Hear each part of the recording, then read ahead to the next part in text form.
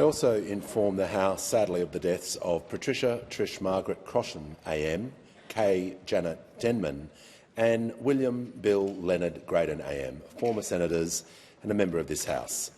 Trish Crossan died on the 13th of April 2016. She represented the Northern Territory from 1998 to 2013. Kay Denman died on the 20th of April 2026. She represented the state of Tasmania from 1993 to 2005. Bill Graydon died on the 28th of April 2026.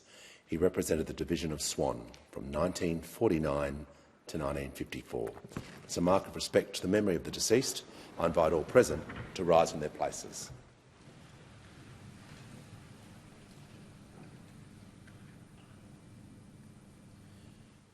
I thank the House. Call the Honourable the Prime Minister. Mr Speaker, I move that the House record its deep regret at the death on 26 April 2026 of the Honourable Peter Frederick Morris OAM, a former Minister and Member of the House for the Division of Shortland from 1972 to 1998, place on record its appreciation of his long and meritorious public service and tender its profound sympathy to his family in their bereavement. Mr Speaker, since the passing of Peter Morris, it has been touching to read some of the tributes from those who were children in Shortland when he was their local member. Memories of Peter helping them out with booklets explaining the workings of Parliament. Memories of Peter pinning badges onto freshly appointed school captains. And tellingly, memories of how their own parents spoke of him. A gentleman, always engaged and ready to talk with anyone. For a quarter of a century from the moment he was swept into Parliament in the Whitlam victory of 1972, Peter represented the people of Shortland with dedication, decency, integrity and respect. Above all, he worked to make a difference. During his time in that powerhouse that was the Hawke Ministry, he held the portfolios of aviation, resources, transport and communication support, industrial relations, and most significantly for him, I think, transport. In this role, he oversaw the upgrade of some 16,000 kilometres of national highway. He reduced the Australian National Railways operating expenses by 50%. He reformed the road freight industry. He brought then Commonwealth-owned shipping line into profit for the first time in over a decade. And when he eventually headed to the backbench, he showed how an elected member could keep making a real difference. As chair of the House Standing Committee on Transport, Communication and Infrastructure, he delivered Ships of Shame, the committee's seminal report into dangerous shipping practices. Peter's preface to the report opens with a masterclass in how to get straight to the heart of a matter. And I quote, "This report is about a minority of ships, bad ships, ships that endanger the lives of those who serve on them, ships that are the source of major risks to the marine environment and marine facilities of the nations they visit, ships on which seafarers are abused and exploited by officers and management alike, ships that well deserve to be known as ships of shame." Years later, when I had the privilege of serving as Transport Minister, I was blessed to have Peter as a source of sound and constructive advice on shipping, aviation, regulatory reform and regional economic development. He was generous with his time and with his wisdom. It's also worth noting, in a country with such a significant and celebrated Greek presence, that Peter was the first Australian of Greek heritage to become a government minister. His father, Jimmy Morris, was a migrant from the island of Symi, anglicising his name from Agapitos Montiadis and running a cafe in Newcastle. It was a heritage that Peter proudly carried, along with the spirit of hard work and aspiration with which his father had put down roots in his chosen land. Peter's life was long and full, seized in all its opportunity and possibility by a man of compassion, empathy and humanity, a man guided at every step of the way by his Labor values. a man who wanted to make a difference for Shortland, for the Hunter and for Australians right across the continent and on the seas beyond. He was a great Novocastrian who gave our movement heart. Now our hearts go out to his family, to all who loved him and to all whose lives were touched by his. And may Peter Morris rest in peace. Call to the Honourable the Leader of the Opposition. Thank you, Mr Speaker, and I thank the Prime Minister for his heartfelt words, and I join him in honouring the life of Peter Frederick Morris OAM. The son of a Greek immigrant, who we've heard, ran a local cafe in Newcastle. Peter came from modest beginnings, but his achievement as a Transport Minister was not modest at all. It was of great consequence. Before entering public life, Peter managed his family's wholesale and retail food businesses, and he served as an alderman on Newcastle City Council. He rode into Canberra on the its-time Whitlam government wave in 1972. But his success was self-made, a man who was re-elected 10 times by the people of Shortland. After the dismissal election of 1975, Labor's move into opposition ended up being career-defining for Peter. He was appointed as spokesperson on transport, and when Bob Hawke brought Labor back into power, Peter became the Minister for both Transport and Aviation. In these roles, he helped to build the nation. Under Peter's watch, 16,000 kilometres of national highway were upgraded, and he opened the M1 motorway between Newcastle and Sydney. He secured the original funding for what is now Western Sydney Airport at Badgerys Creek in my own electorate. And he was instrumental in the establishment of Newcastle Airport for the town he absolutely loved. Bob Hawke saw Peter as a quiet achiever, a man who got things done, and under the Hawke government, Peter served in numerous other portfolios, including resources and industrial relations. His sense of service stayed with him when he returned to the backbench, and as we've just heard, in 1992 as a committee chair, he delivered the Ships of Shame report. Retiring after 25 years of service, he was appointed to the International Commission on Shipping. In 1998, the year of Peter's exit from politics, the then Liberal member for Corangamite sang Peter's praises on the floor of the Parliament. He said of Peter, his knowledge of transport matters was second to none. He was regarded by his peers in the transport area in Australia as being the most knowledgeable person in that area. Testimony to his service to the Parliament and the maritime industry, he was awarded the Medal of the Order of Australia in 2012. So on behalf of the Coalition, I express my condolences to Peter's sons, Michael, Paul and John, to his wider family and to his many friends, especially in our great Greek community and in the Labor Party. May Peter Frederick Morris rest in peace. Call to the Minister for Defence Industry and the Minister for Pacific Island Affairs. Thank you, Mr Speaker. Speaker, Peter Morris wasn't the tallest of blokes, but he was a giant of the Labor movement, and he made an enormous contribution to public life. As we've already heard, he was a staunch advocate for the people of Shortland and a proud Hunter champion. Peter was also a generous mentor to myself, my predecessor Jill Hall and so many others. Peter came to federal politics in the Whitlam wave of '72.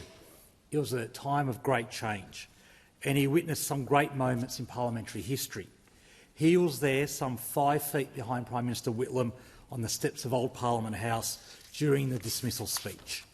And he spoke publicly about what he described as the abandonment of customs, practice and convention. He brought with him to this place a deeply held commitment to fairness, decency and determination to make government work for ordinary Australians. And as we've just heard, he's well known for his achievements in the transport portfolio. He oversaw record investments in the national highway system, introduced legislation to reform the interstate trucking industry, revitalised the railways and opened up commercial aviation by terminating the 2-airline agreement. He also advocated for Western Sydney Airport and, as the opposition leader listed, secured funding to purchase the land around the site. Locally, Peter transformed air services for the Hunter. Newcastle Airport would not exist without Peter Morris's leadership and vision. But, Speaker, for Peter, these projects weren't just about trucks, trains and planes. They were about the people. In 1986, he became the first Transport Minister to drive the full length of the Bruce Highway, 1,700 kilometres along the Bruce Highway from Brisbane to Cairns. And he said, and I quote, good roads are more than just about a strip of bitumen. They bring tourists, help industry and create jobs. His projects certainly did. Beyond transport, he's best known for his work to improve the lives of seafarers. The Ships of Shame report shone a light on the appalling conditions endured by seafarers on international shipping routes. It highlighted abuse and exploitation by both officers and management. The report concluded that modern slavery was rife. This work didn't just change policy, it changed lives and led to legislation that improved conditions for seafarers in Australian waters. Peter had a very broad experience serving in multiple ministries, including resources, housing and aged care, transport and communication services and industrial relations. In fact, he quipped that since, and I quote, we get a Bible each time we get sworn in, that I've got the best Bible collection in Parliament House. And this broad contribution to Parliament was recognised with an Order of Australia Medal in 2012. But, Speaker, above all else, he was a tireless advocate for the people of Shortland. But his pathway to Parliament was not simple. After serving as a Newcastle alderman, Peter stood for pre-selection in the seat of Shortland. And this pre-selection would go down in history as the longest pre-selection in the history of the Australian Labor Party. It involved 3 separate ballots over 2 years and one of the earliest interventions of the federal executive to deal with, let's just say, dubious ballot practices. It even featured in an ABC This Day Tonight expose, not the last time a controversial Labor Party pre-selection was of interest to the media. Throughout this process, Peter and his supporters fought against the full force of the then brutal Sussex Street machine, intent on having their way. They're now changed, I'm told. And importantly, Peter won. And after he retired from Parliament, he continued to make significant contributions, including as chair of the International Commission on Shipping and as president of the Newcastle Maritime Museum. And as the PM said, he was a source of sound and constructive advice to the PM when he was Transport Minister. Fittingly, Peter's passion and commitment to the Labor Party never wavered. He was secretary of the mighty Charlestown branch of the party up until 2015. Imagine that, a former cabinet minister, still secretary of his local Labor Party branch 17 years after leaving Parliament. He was active on the Shortland Federal Electorate Council for 48 years, only finishing up in 2019. Peter was generous with his advice and wisdom for both myself and Jill Hall. At one stage, I had 2 former members of Shortland on the FEC with a combined 44 years of experience to draw upon. But most importantly, Speaker, Peter lived an extraordinary life. He was one of 8 children and went to Lake Memora Public School, a one-teacher, one-room school with 15 students.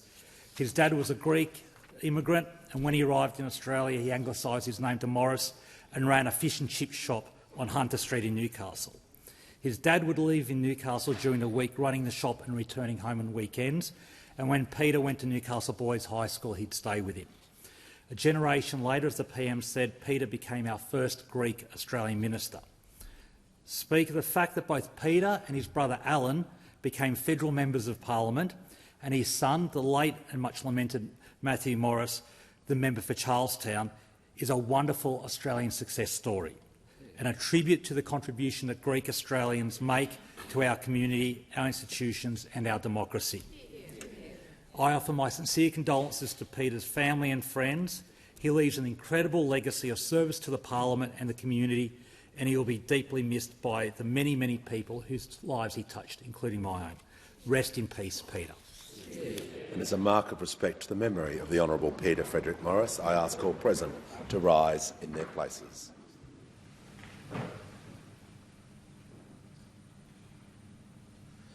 I thank the House. I call the Leader of the House. Speaker, I move that the debate be adjourned. The question is the debate to be adjourned and the resumption of the debate be made an order of the day for the next sitting. I'll put the question. Those opinions say aye. Against no. I think the ayes have it. Give the call to the Leader of the House. Speaker, I declare that the resumption of debate on the Prime Minister's motion of condolence in connection with the death of the Honourable Peter Frederick Morris is referred to the Federation Chamber. Arrangements, I call the Prime Minister. Mr Speaker, I inform the House that the Treasurer will be absent from question time today. I will answer questions on his behalf. We shall move to questions without notice. Are there any questions? And I give the call to the Honourable, the Leader of the Opposition. My question is to the Prime Minister. The Prime Minister has said, quote, "My word is my bond. I've always been a man of my word, and I believe that when you go to an election and you make commitments, you should stick to them." Yet reports in all major newspapers confirm that the government is about to impose new taxes on housing, savings, small businesses and farmers. Why should Australians ever trust another commitment this Labor government makes? Call to the Prime Minister. Well, I thank the Leader of the Opposition for his question, and indeed in May last year we did promise to cut income taxes for every taxpayer this year and next, and tonight's budget will confirm indeed that we're cutting taxes this year and next. We promised a $1,000 instant tax deduction, and tonight's budget will fulfil that, helping low and middle income earners.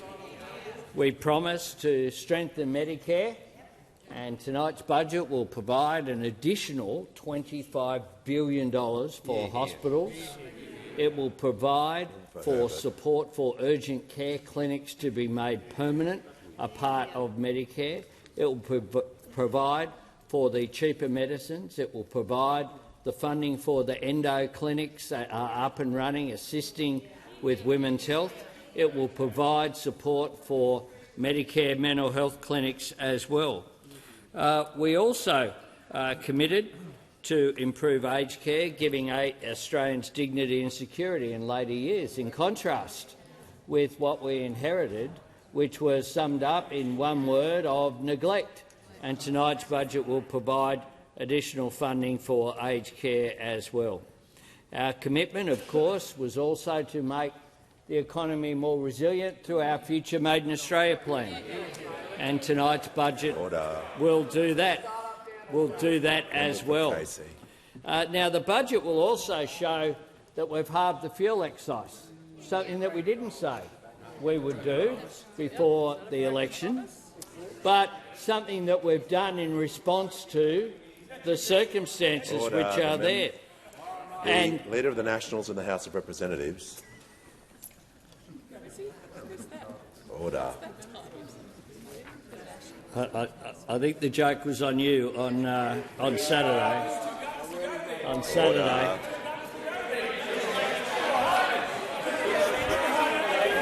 And it went well for you. And it went well for you. Order. Members on my left, the member for Parkes, the member for Cowper, we're just going to take the temperature down. Prime Minister is answering the question. He was asked a question. He's giving information to the House. I'd like to hear what he'd like to say. Prime Minister will continue. Mr Speaker, the worse they're going, the louder they get. That is something that we know is the case. Now, tonight's budget will deliver reform, will deliver resilience, will be the budget that Australia needs in 2026.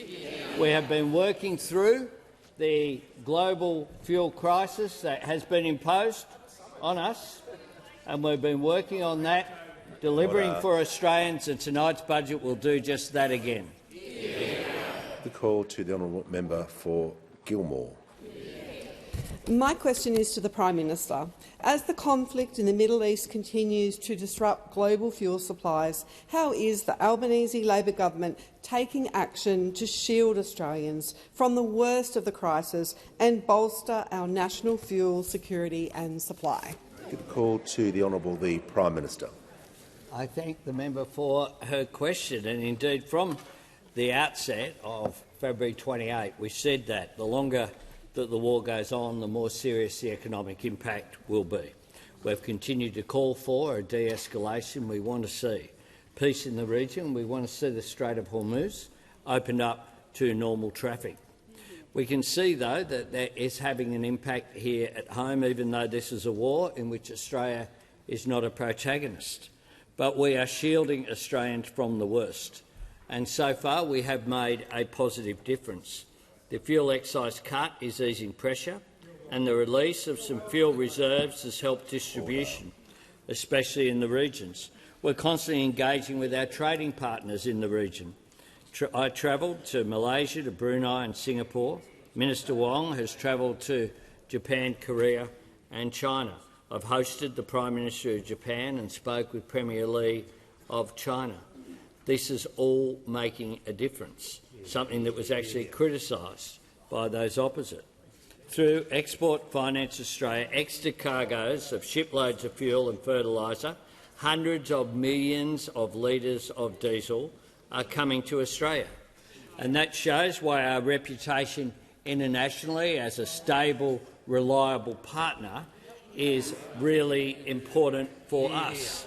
And tonight's budget will focus on making Australia's economy even more resilient as we go forward. Central to that will be our $10 billion Australian Fuel Security and Resilience Package, a government-owned fuel reserve of 1 billion litres, the first since World War II, lifting our national fuel reserves to 50 days, establishing a fuel and fertiliser security facility, increasing supply and storage, getting Australia through this crisis, but doing it in a way, Mr Speaker, so that we're stronger on the other side of it. That is our aim. Now, we do live in very turbulent times. There is a great deal of uncertainty about when this conflict will end, about what the impact will be. All we can do is to put in place every measure at our disposal to protect Australia's national interest. That's what I've been doing. That's what the Minister for Energy has been doing. That's what the Minister for Trade, who has responsibility for EFA, has been doing as well. And it is making a positive difference. The fact that there is more fuel in Australia today than there was on February 28 says that we have got these measures right, but of course we're not through what is a global crisis going forward. Call to the Honourable the Leader of the Opposition. Thank you, Mr Speaker. My question is to the Prime Minister. The Prime Minister said, quote, for the 50th time, that he would not impose new taxes on Australian homes and savings. All major newspapers report that the Prime Minister is about to do the exact opposite. Why should Australians ever trust another commitment this Labor government makes? Give the call to the Prime Minister. Thanks very much, Mr Speaker. Well, our budget tonight will build on everything that Australia is doing to shield Australia from the worst of the global fuel crisis, but also to ensure that we come out the other side a stronger, fairer and more resilient economy. Now, our budget will be true to Labor values and Australian values, fairness and aspiration as we go forward. Those opposite, the Leader of the Opposition raises the issue of housing taxes, and of course there was a committee report commissioned indeed by the Greens, the Liberals and the Nationals in the Senate, who asked for there to be a full public inquiry into capital gains taxation. That is something that was initiated by those opposite and something that we voted against, Mr Speaker, something that we voted against. And indeed so many of those opposite have said, including the member for Canning, had to say, I'm asked about quotes. If that includes negative gearing, then we should make changes. That was the member for Canning. The Shadow Treasurer said it's time to be honest. Order. The tax system is screwing over young Australians. It's screwing over. Order. Order. Members on my right. The manager on a point of order. Thanks, Speaker. And Standing Order 104 says this: an answer must be directly relevant to the question. The question was, just to remind you, why should Australian...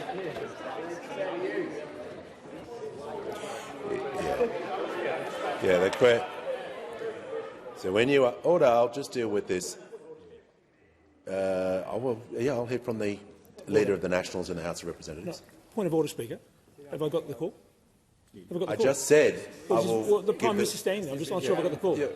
What? No, my point of What's order your is, point of order? My point of order is, Mr. Speaker, as the Leader of Opposition Business was making his point of order, his microphone was turned off before you called to order. Yeah, I did. And I did. And the Prime Minister had already stood to his feet before you... I did. And I have the power to do that, but the House has given me that power because, order, I have been crystal clear about taking points of order. That is not the time to then restate the question. It's not the time to restate the question. You raised the point of order on relevance, which the manager did. So that's not an opportunity to have a second go, a third go, and we're getting into those bad habits. And I'm starting this just... You've raised your point of order.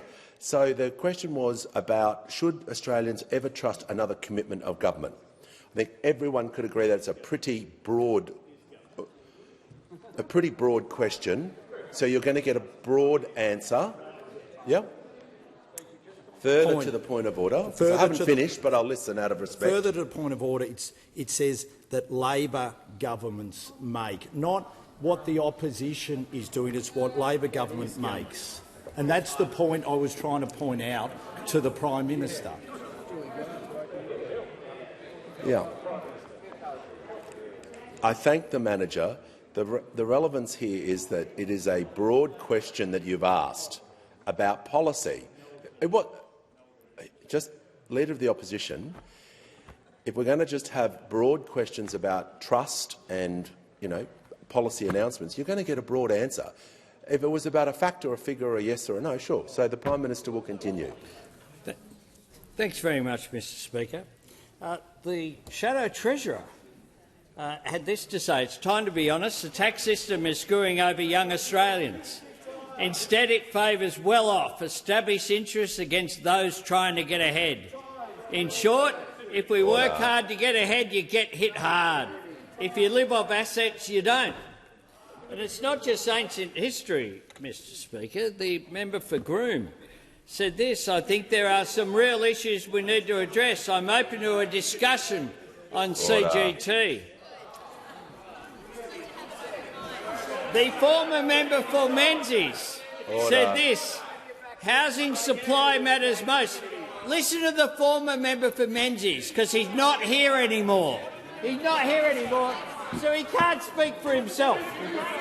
But I can speak on his behalf. Because he said this: housing supply matters most, but supply alone will not solve the problem. Current tax settings tilt incentives toward investors, particularly in existing stock.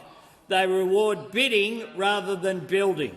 The Liberal Party should lead with this: cap negative gearing for established dwellings at one property per investor, while allowing the deduction for up to 5 newly constructed homes. Mr. Speaker, those opposite had a committee to look at these issues. Order. Australians will see a budget tonight that acts in their interests. Give the call to the honourable member for Bonner. My question is to the Minister for Climate Change and Energy. How has the Albanese Labor government acted to secure additional fuel for Australia? What actions will the government take in this budget to ensure we are better placed for any future uncertainty? The call to the Minister for Climate Change and Energy. Well, thanks very much, Mr. Speaker. I thank my honourable friend for her question, and more importantly, thank her for the representation she gives to the workers of the Lytton refinery in her electorate, which she's very proud of and we're very proud of too. And, Mr. Speaker, the situation in the Middle East has led to what the Executive Director of the International Energy Agency has said is an impact on world energy supply as big as all the 1970s energy shocks and the Ukraine war combined, and worse than that, all put together. And that, of course, has had an impact right around the world, including in Australia.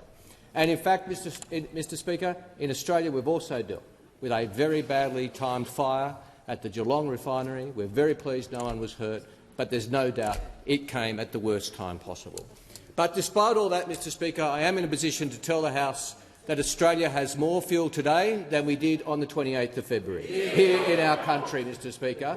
We have 42 days' worth of petrol, 35 days' worth of diesel and 29 days' worth of jet fuel. Now, Mr Speaker, that is more petrol and diesel than on the 28th of February, and in fact, in relation to diesel, it is the second highest result we have had since the minimum stock obligation came into force in 2023. Now, Mr Speaker, that is a result of government and industry working together. It's a result of the Prime Minister working with our Southeast Asian trading partners so closely and ensuring that those trading relationships and our foreign affairs relationships are in good working order, and ensuring that our friends and trading partners are aware of the importance for Australia. It's a result of decisions the government's made in relation to sulphur and the flashpoint of diesel and so much more, Mr Speaker. But also, the honourable member asked me what further steps we will take, because the government has been focused on the short term, ensuring that fuel supply, but also, importantly, building our resilience for the future, because these international shocks are likely to get more frequent, not less, Mr Speaker. That's the international environment in which we work. And as a result, the Albanese government's made a decision to build a government-owned strategic reserve. It comes at considerable cost, Mr Speaker. It comes at considerable cost, but it's an investment worthwhile. 1 billion litres, Mr Speaker, owned by the government, kept in reserve, to be used and deployed to areas of regional shortage when that emerges, as it can often do, and as we saw in the early days of this situation, Mr Speaker. That is building for the future. That is using the government for good purpose, Mr Speaker. The private sector holdings are important, and we've increased the obligation on them as well, but that alone is not enough. 22 out of the 32 International Energy Agency governments hold a strategic reserve. Until today, that has not been the case for Australia. That changes tonight as the Albanese government ensures that the Australian people will own a fuel reserve to be used for the Australian people at the behest of the government for the best interests of the Australian people. The call to the honourable member for Calare. To the Prime Minister. The Great Western Highway at Victoria Pass has now been closed for 2 months. Our businesses are desperate. They're going broke because of the negligence of successive governments. It's a debacle, and the response by state and federal governments has not been good enough. You announced plans for a tunnel under Victoria Pass in 2010. Will you now put some serious money down for a business support package and also a high-speed road access to the Central West? Call to the Minister for Infrastructure, Transport, Redevelopment and Local Government. Thanks very much, and I thank the member for Calare. I know that his community is highly concerned about this, and I respect that that's the spirit in which you've raised it. As you're aware, the Great Western Highway does remain closed at Mitchell's Causeway following what has been a major geotechnical failure. I remain in contact with Minister Aitchinson's office, the New South Wales Roads Minister, who has, and I continue to seek the latest update about the situation. I continue to be advised by the New South Wales Government that the road is simply not safe and cannot reopen until it is so. There can't be any shortcuts on that. The New South Wales Road Minister has made it clear there is currently no firm timetable for reopening, with the closure expected to extend beyond the 3-month estimate that was originally given. It does reflect the seriousness and the complexity of the failure and the need to get the solution right.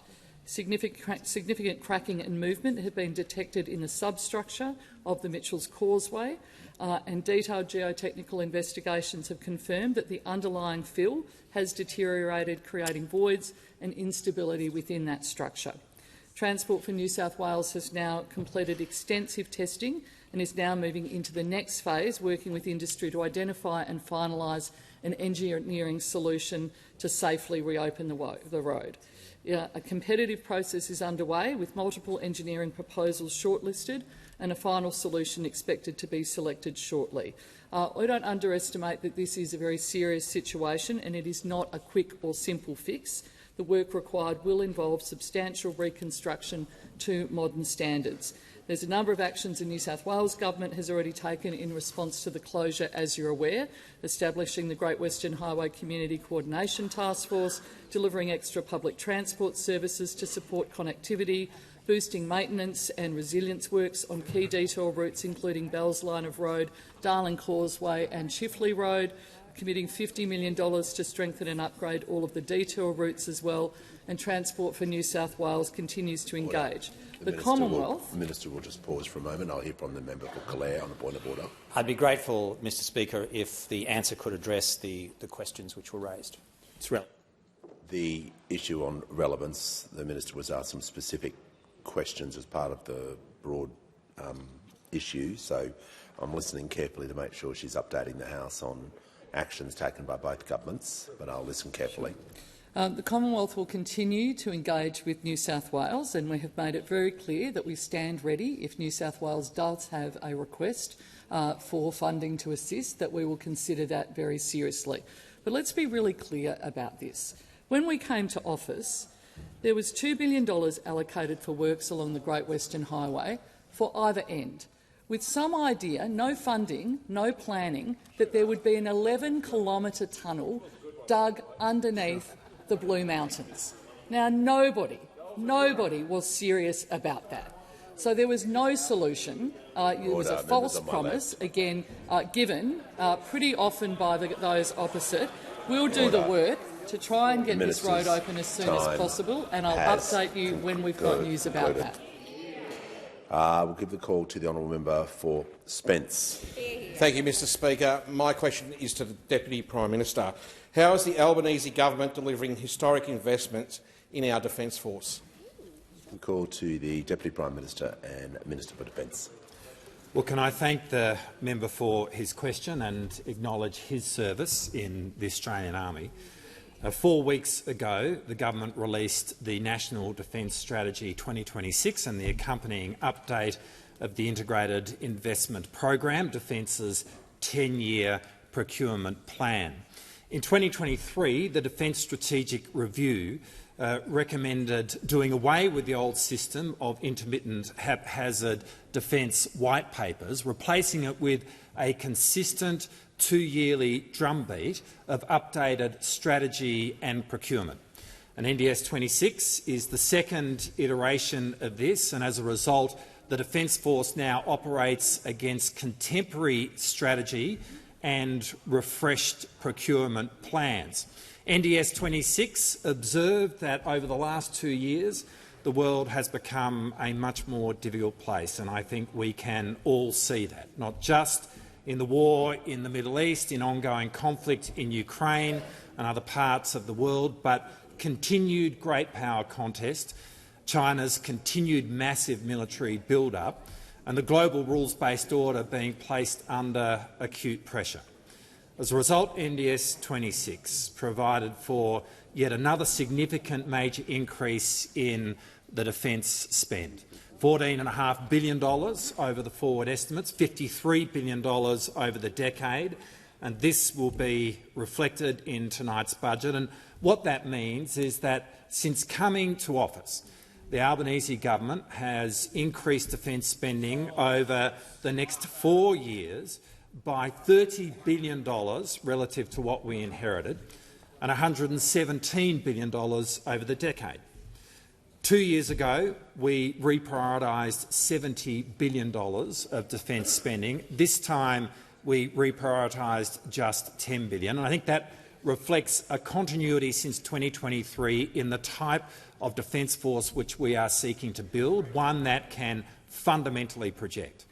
But what has changed over the last 2 years is the rise of autonomous systems, the rise of drones. And so NDS has a provision of $12 to $15 billion over the next decade to ensure that we are investing in this critical capability such that it is at the heart of our modern defence force. NDS 26 is another step that the Albanese government has taken in building up a much more capable defence force which, in a troubled world, can keep Australia safe. Call to the Leader of the Nationals in the House of Representatives. Thank you, Speaker. My question is to the Prime Minister. Before the last election, the Prime Minister promised Australians he would not impose any new taxes on farmers and small businesses.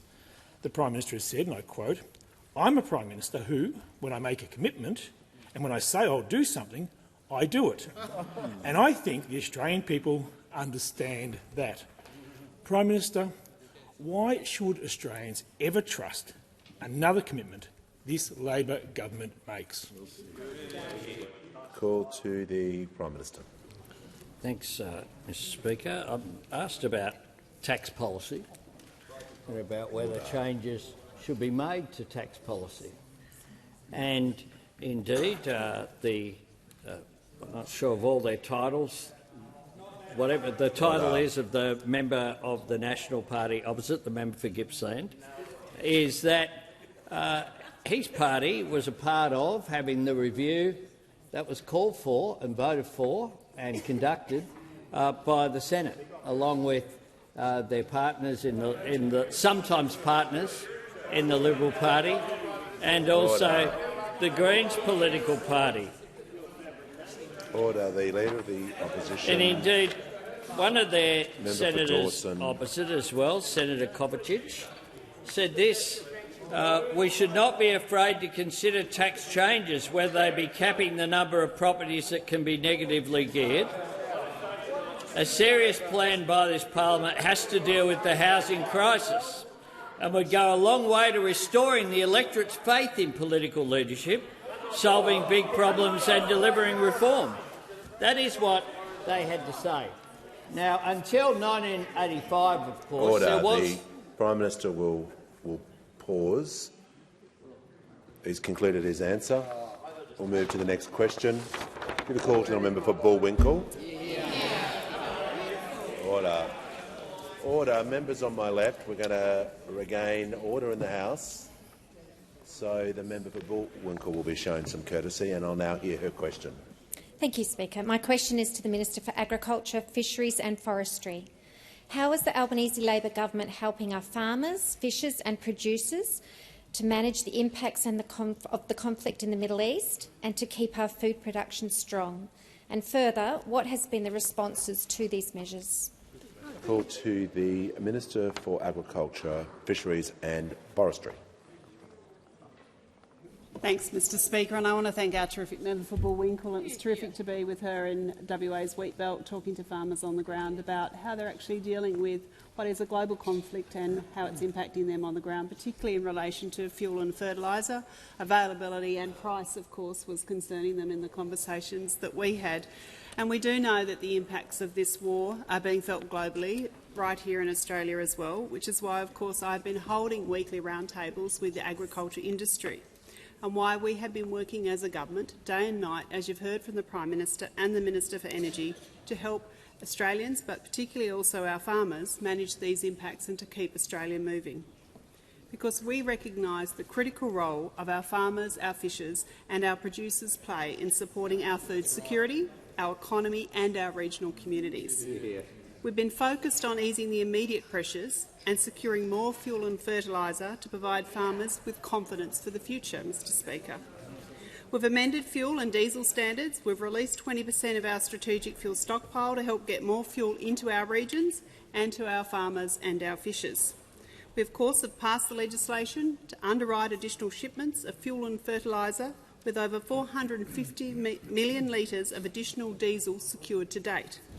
We've worked with industry and with the Indonesian government to help secure an additional 250,000 tonnes of urea supply from Indonesia, with the President of Incitec Pivot, Scott Baumann, saying, and I quote, "This additional volume will go a long way to shoring up critical supplies for Australian farmers." Mr Speaker, we're streamlining, but we're not compromising on our biosecurity processes to help get fertiliser and feed inputs to our farmers faster.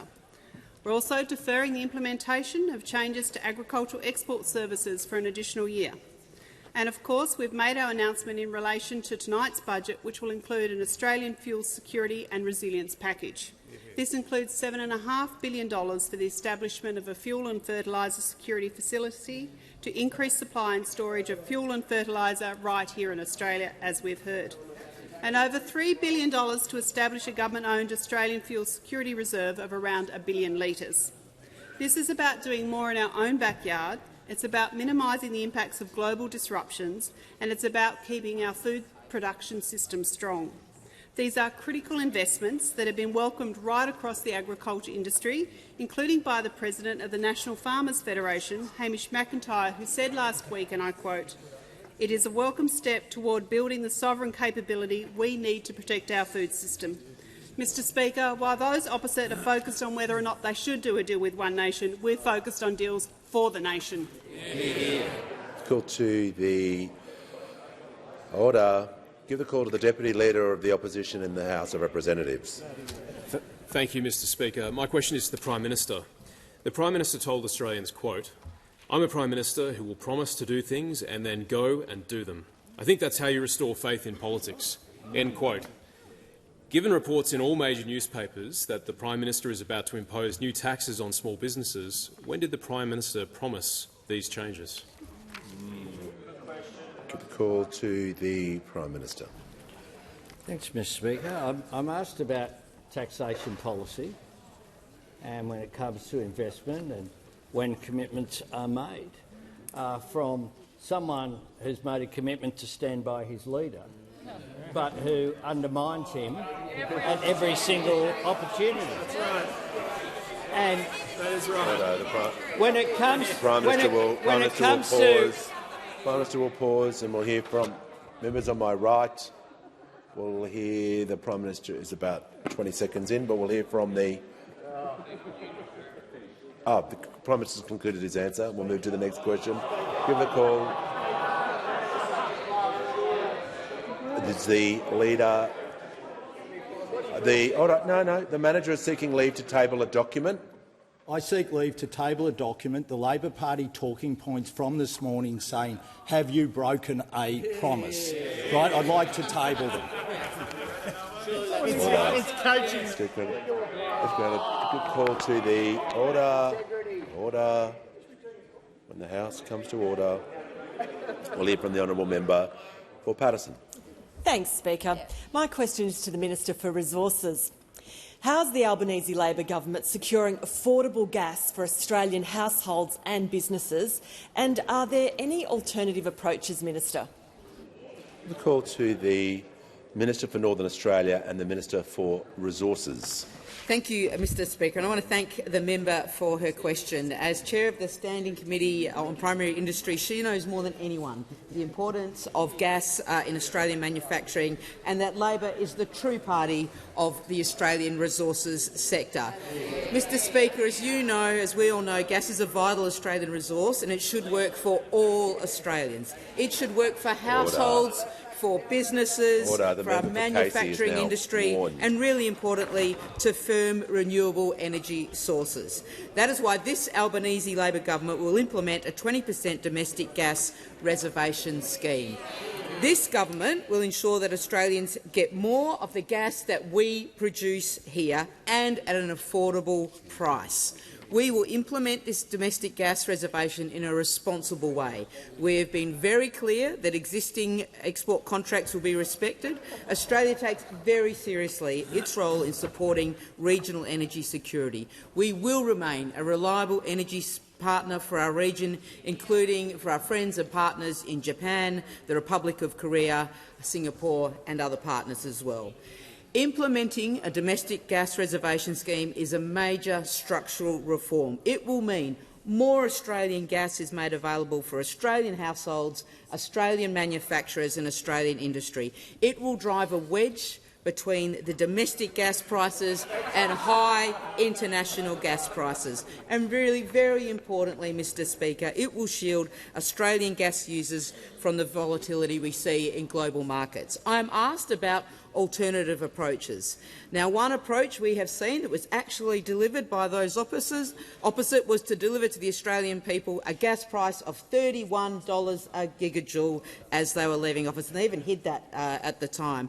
Today, that price is under $10. Those opposite had a decade to act on gas supply and prices and did absolutely nothing. They negligently left the Australian domestic gas security mechanism to expire, leaving us to urgently fix it in 2022. Those opposite voted against lower gas prices. They voted against the Gas Market Code of Conduct, which secured new gas for more Australians and more enough gas to power the state of Queensland for 2 years.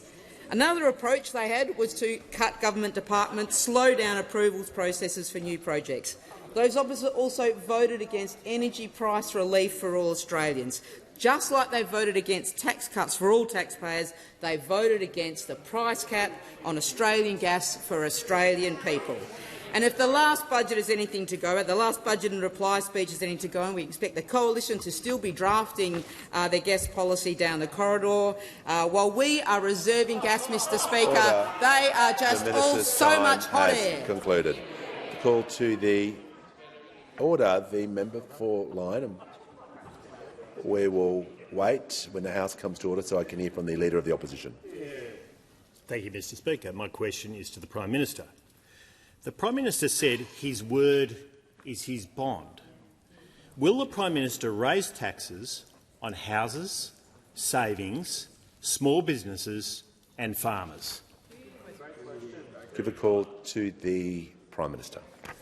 I thank the Leader of the Opposition for his question. I encourage him to turn up here at 7:30 and to hear the budget speech, because what budget speeches do is they outline the direction that a government wants to do, and then on Thursday night we'll get to see maybe the direction that the opposition want to do.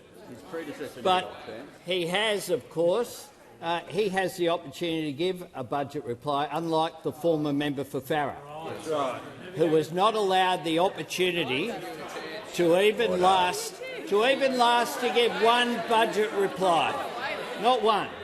Not one. And who they sat down, the boys, and plotted prior to a funeral of one of their former colleagues on how they would replace the member for Farrer. Now, when it comes to budgets also and taxation measures, there will be consideration, of course, as there always is, on investment. Well, I tell you what has got a very low rate of return. A very low rate of return. That is the investment made in knocking off the member for Farrer and putting this bloke in. We give the call to the member for Lingiari. Thank you, Speaker. My question is to the Prime Minister. Following the tragic... No, we're going to do this properly. The same rules will apply to both sides. The member for Lingiari is going to be shown the same respect as I've shown as members on my left. The member will begin her question again. Order. Order. We're going to reset. Members are entitled to be heard in silence. That's for everyone. The Leader of the Opposition, we're just going to reset all members so we can hear out of respect to the member for Lingiari. Thank you, Speaker. My question is to the Prime Minister.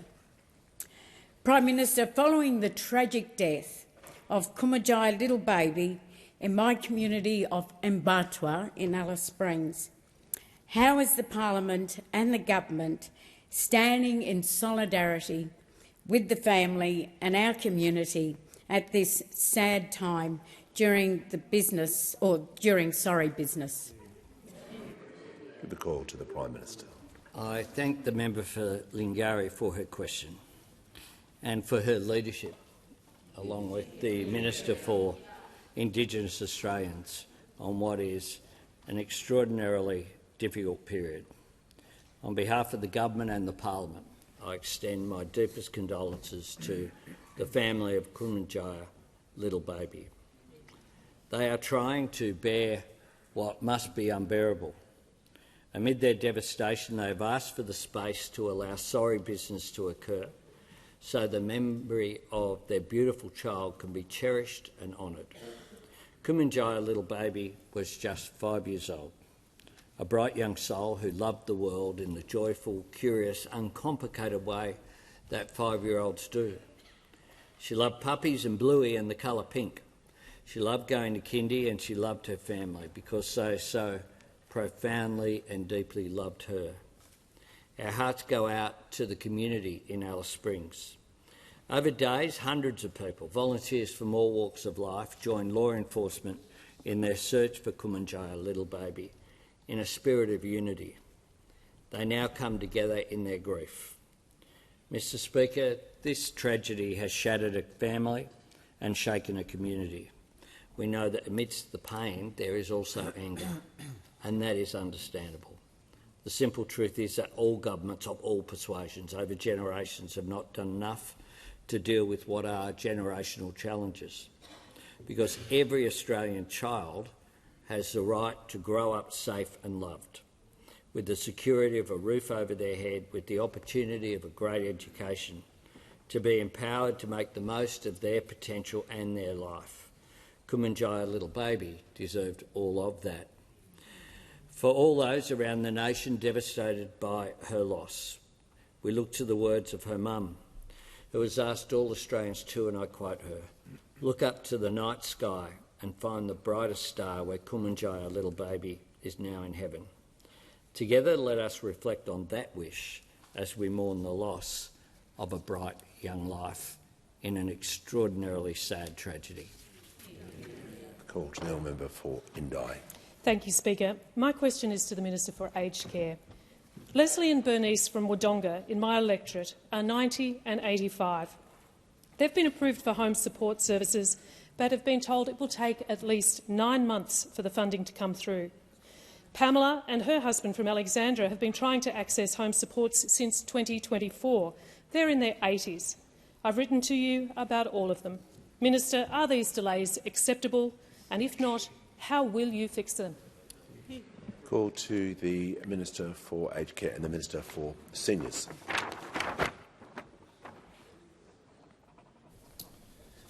Thank you, Mr. Speaker.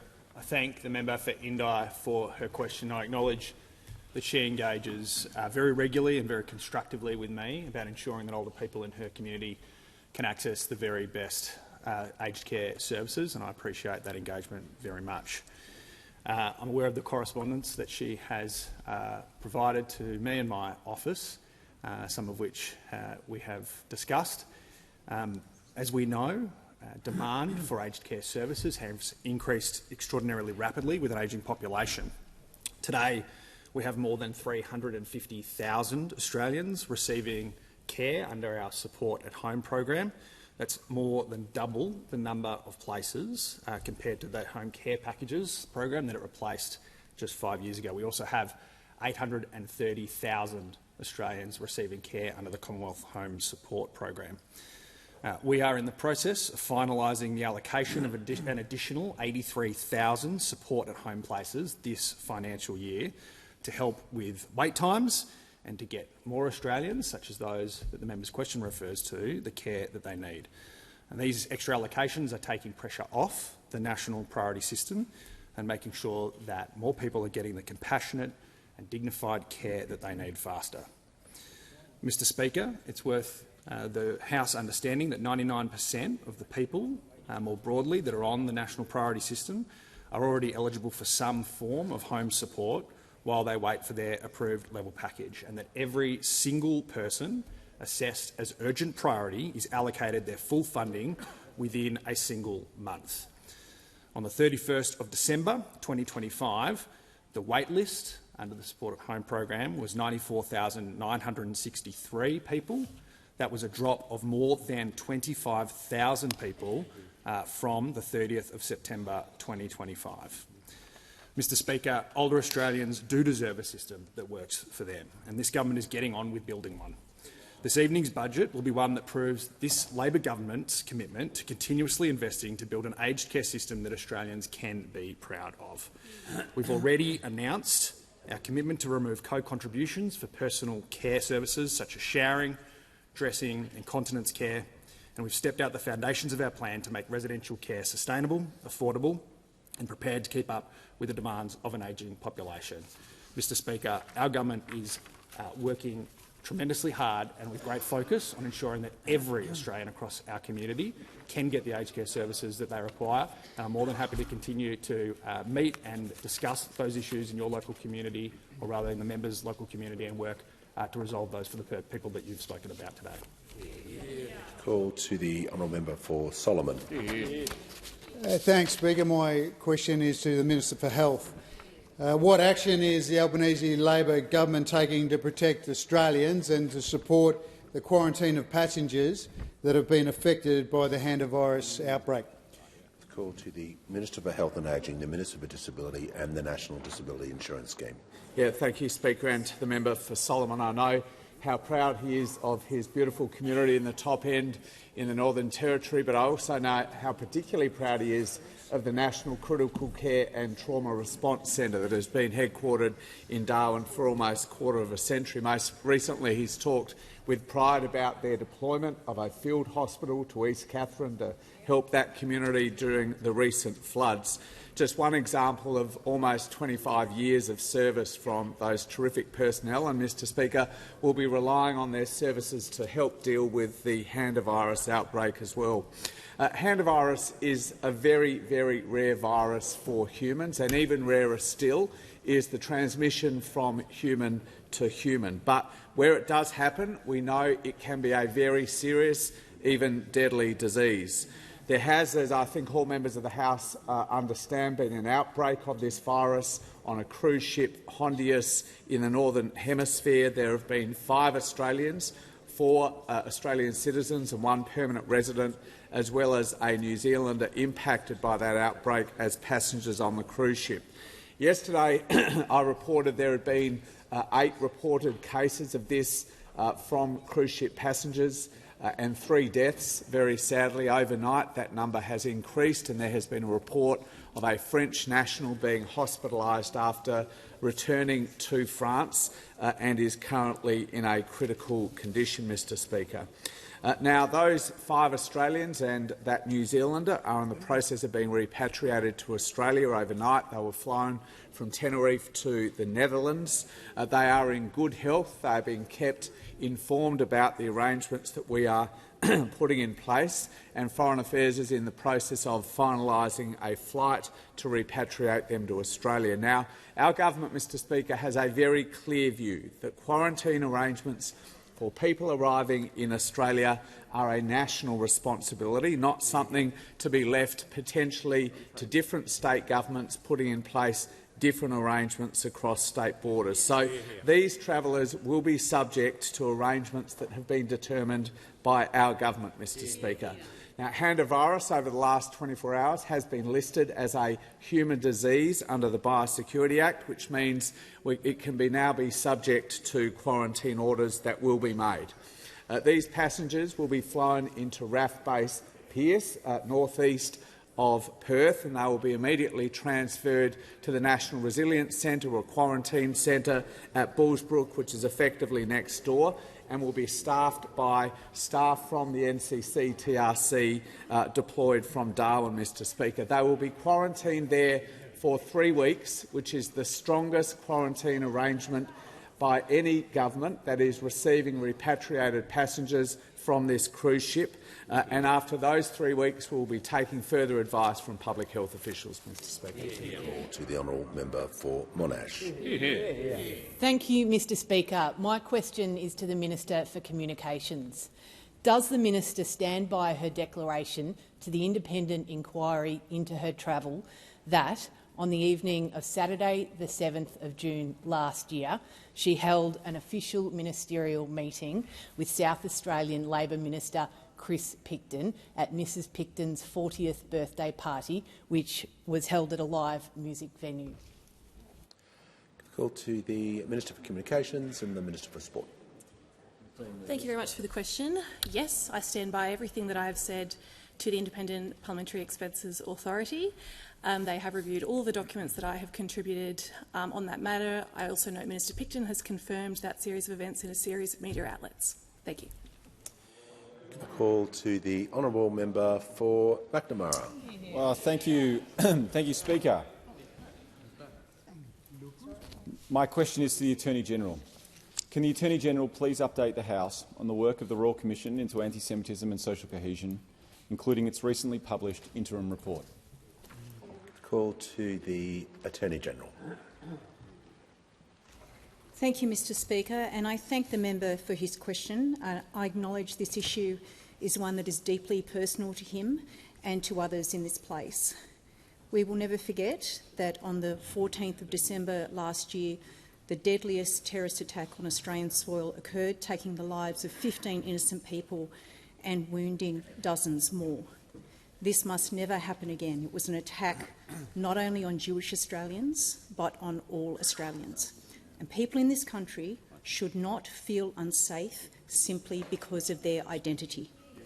Mr Speaker, in the aftermath of this horrific attack, the government acted to address abhorrent incidents of hatred and ensure that our laws are effective against evolving threats.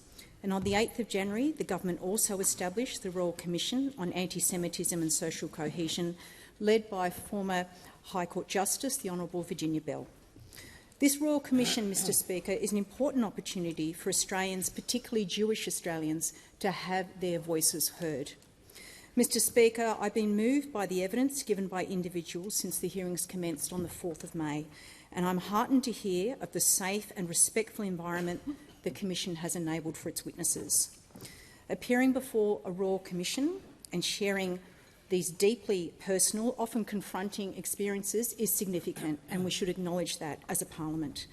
And I'm sure I speak for all members in this place when I thank those who've shown such bravery in appearing before the Commission, and note that more than 10,000 submissions have been made so far.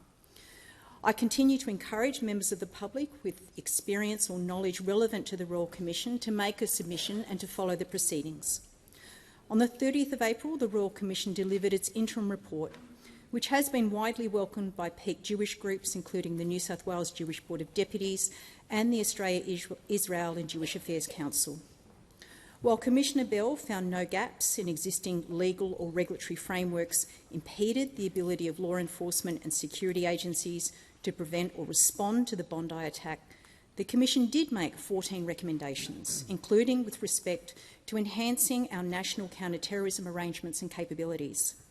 The government will adopt and implement all recommendations of the interim report as they relate to the Commonwealth.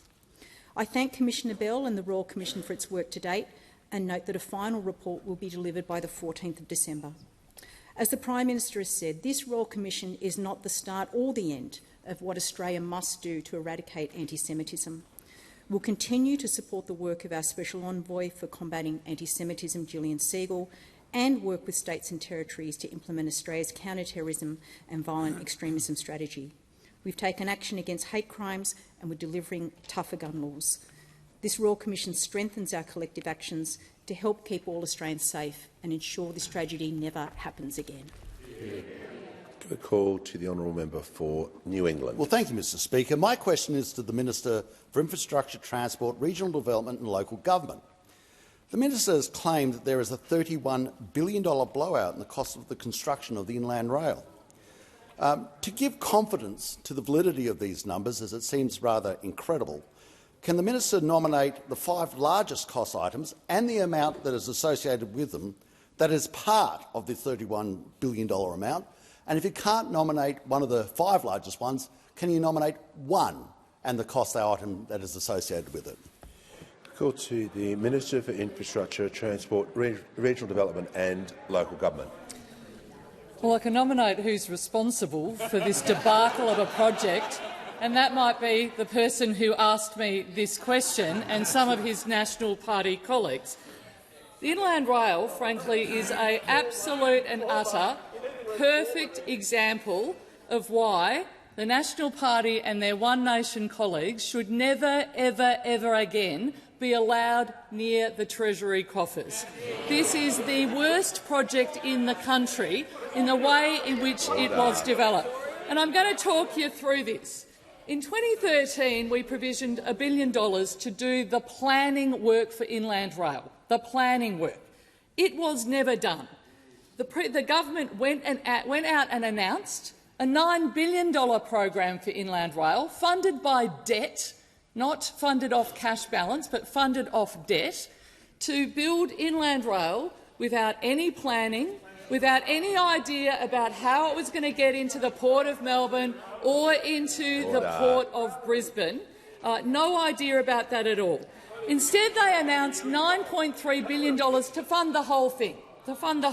I'm giving you a history lesson here. The Minister will pause. The member for New England on a point of order. Thank you very much, Mr Speaker. Look, I think I've been very fair. I've asked her to nominate items that make up the $31 billion. We haven't heard one as yet. I even offered that she just nominate one item and the amount that's associated with it. So most definitely on relevance. If we can't be relevant, can you please ask the minister to sit down? Order. I'm going to ask the minister to be directly relevant about the claims of the construction blowouts on the inland coast. She was asked specifics regarding that. So far she's explaining to the House about the costs that have been incurred. So she does have another 1 minute 40 to get to the rest of the question, so I'll make sure she is being directly relevant, but she's giving cost breakdowns already. I don't know, I'm sure where she's going, but I'll listen carefully. And by 2020, the cost estimate had then risen to $16.4 billion, again funded from debt. Of course, when we came to office in 2022, we inherited this project. And the first thing that I was told by the Australian Rail Track Corporation, who all of the figures come from, the ARTC, we were told that the project would need substantially more funding to finish it, but the ARTC could not tell us how much. They did not know. They did not know how much it would cost. So we commissioned an independent expert to review the project, and Dr Schott, when she released her review, and the figures were based on those from the ARTC itself, she said it looked like it was going to cost an additional $31.4 billion, but she couldn't be sure. So what we did is we then got ARTC and then Inland Rail, having accepted all of those recommendations, to have a look at it again. And they then said to us very clearly that it is now a $45 billion project, Now, the summary of the ACIL Allen work, if you care to go and have a look, is on my department's website, and it will show to you that all of those, all of the ARTC estimates say that it is now a $45 billion project. Now, frankly, every single one of the people who've been involved in this project should hang their heads in shame. It is a project that, frankly, we will now get to parks, which will see us begin to get a return, finally, on our investment. We will never get the money back for Inland Rail. And frankly, as I'd say in Victoria, you've got more front than Myers to ask that question.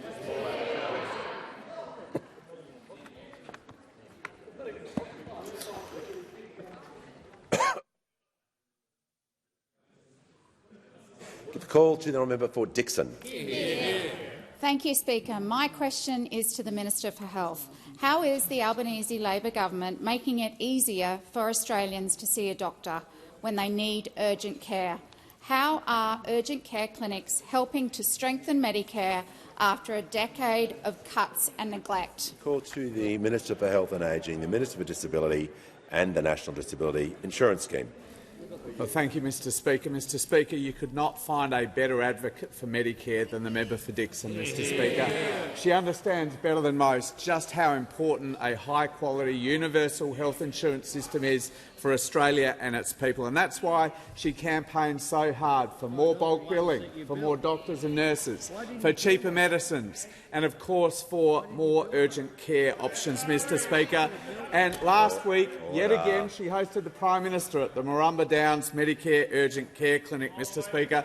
He loves it up there. I'm not quite sure how many times he's been. It's a lot, 3 times, Mr Speaker. And what's not to love? This is a general practice, a big general practice, busy general practice, that since our investment on the 1st of November is now 100% bulk billing, Mr Speaker. And it's co-located with this terrific urgent care clinic, which has now seen almost 35,000 patients from the member for Dixon's community, taking pressure off the emergency department department at the Redcliffe Hospital delivering really high-quality urgent care. And of course, Mr Speaker, I go to Google Review to just get some sense of that quality service people are getting. Sam, for example, said that he came here, that's the Marumba Downs, after waiting for help in the emergency room for more than 4 hours, either Redcliffe or Caboolture, I suspect, and he was seen and taken care of at this urgent care clinic. The staff are lovely, the doctor was amazing and made me feel comfortable the whole time, and he'd recommend it 100%, Mr Speaker. This is just one of 135 Medicare urgent care clinics that are now open and operating, Mr Speaker. 2 more will be open in coming weeks, Caloundra and the Sunshine Coast, and Darwin's due to open in the next couple of weeks, Mr Speaker, rounding out our network of 137. They've already seen about 3 million Australian patients, and when they're fully up and running, they'll see 2 million a year, half of whom tell us would otherwise have gone to the local hospital emergency department. So taking that pressure off our busy hospital system. They're open 7 days a week.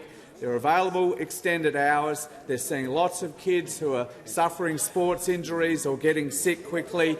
And importantly for us, Mr Speaker, they are fully bulk billed. Now, this is still a new model for Australia, Mr Speaker. After we introduced it, it's only been up and running 3 years, Mr Speaker, but we know it is making a huge difference to patients and to our hospital system. And that's why the budget delivered tonight locks in urgent care as part of Australia's Medicare system forever, Mr Speaker. As the Prime Minister has said, $1.8 billion over 5 years to lock this thing into our Medicare system. Just another investment in our commitment to deliver a stronger Medicare. Time has concluded. Give the call to the honourable member for Monash. Thank you, Mr Speaker. My question is to the Minister for Communications. I refer to your previous answer. Were any ministerial staff or departmental officials present at the meeting, and were any notes taken? Call to the Minister for Communications and the Minister for Sport. I thank the member for her question. This has been the subject of a full audit of the Independent Parliamentary Expenses Authority. I voluntarily referred myself to IPEA to review all of my travel across 22 to 25. IPEA reviewed nearly 2,000 line items and 243 different trips during that time. During this trip, IPEA has deemed this trip to be the dominant purpose for parliamentary purposes. It encompassed 4 different matters across 2 days, an announcement of sporting schools funding and 3 other appointments across the 2 days. IPEA has viewed this to be entirely within the rules, and if you have further questions, I can refer you to the report, which is publicly available and 256 pages long. Order. The member for McEwen is warned.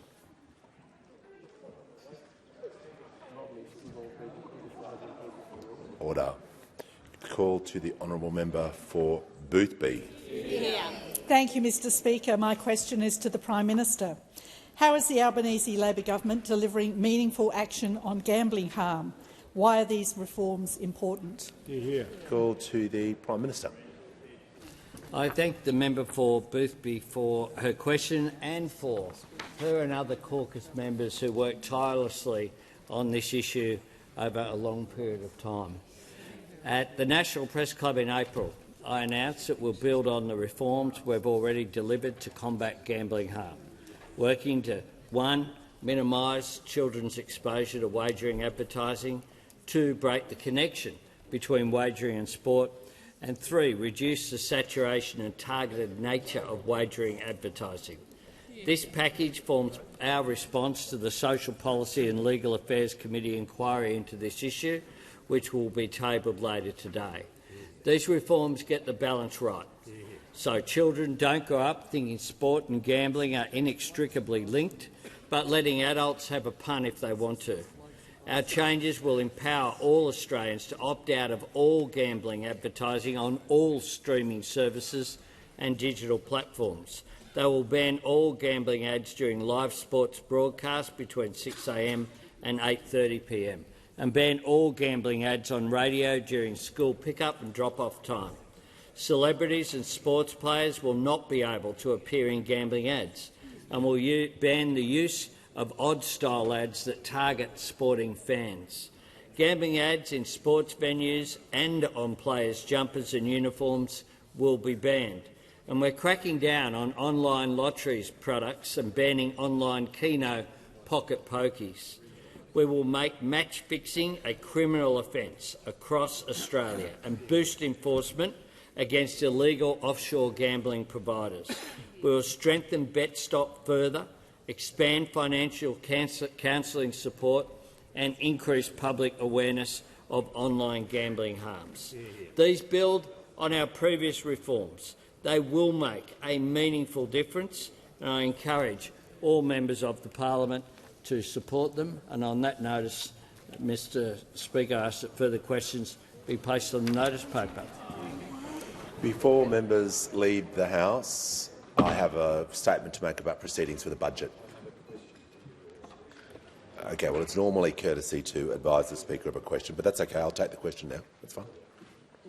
Speaker, obviously it goes to the essence of democracy in this place that we can ask questions of the government and that we know when the microphone is going to be switched off and when it's not going to be.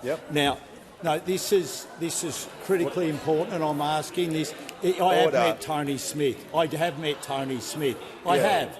Now, why won't you let, for once, someone be able without your interjection? Manager, what is the question to me? Yes, I do. I do. What is the question? The question is, would you please be able to come back to the opposition around the rules which dictate how the microphone is turned on and off? I can answer that question right now. All right, OK. Resume your seat.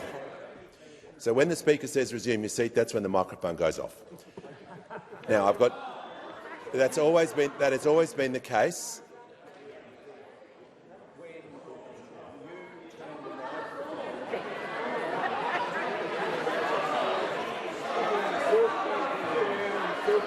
Just